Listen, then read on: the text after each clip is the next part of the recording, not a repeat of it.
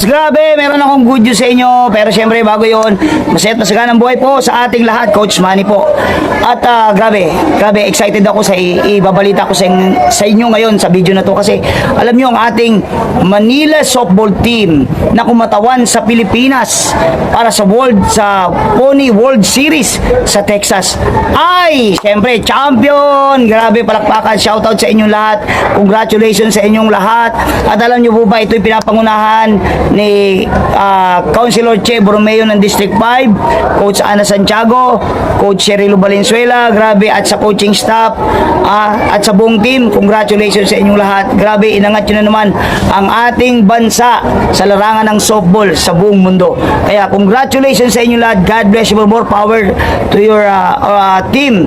Ayun, at alam nyo, kaya rin ako excited na ibalita sa inyo to dahil alam nyo ba na isa sa member ng team na yan ay galing dito sa Tondo, taga rito sa Tondo, taga rito sa Antonio J. Villegas, taga Westminster High School, na siya po ay ang ating si Edrin Burico, na siya po yung nag-pitch sa championship. Siya yung pumukol, yung pitcher sa championship. At nakakatuwa, bago mag-championship, meron silang game nung team na yun na nakalaro na sa championship na 7-5 na ata, labang yung kalaban.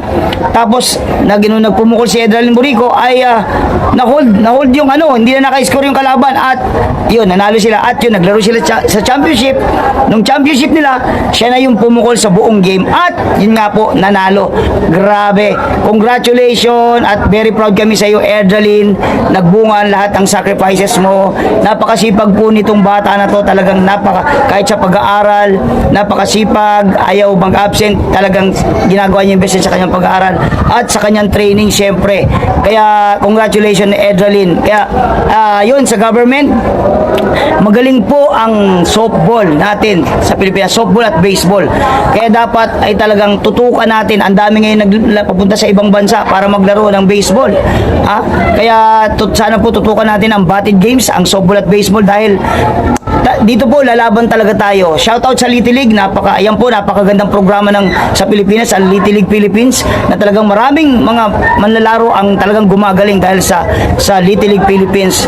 At yun po, shoutout government, sana tutukan natin, magkaroon pa na tayo ng maraming grassroots tournament para sa softball at baseball dahil dito, tiyak na tayo po ilalaban. At dito lang po sa aking programa, napakarami ko na po napa-scholar sa college dahil sa softball at baseball. Kaya yun po, maraming salamat sa mga nanood, sa inyong panonood. Paki-like and share ng ating video. Congratulations muli sa ating mga Manila team na nag-champion sa World Series sa Texas. Ayun po. God bless us all. Bye-bye!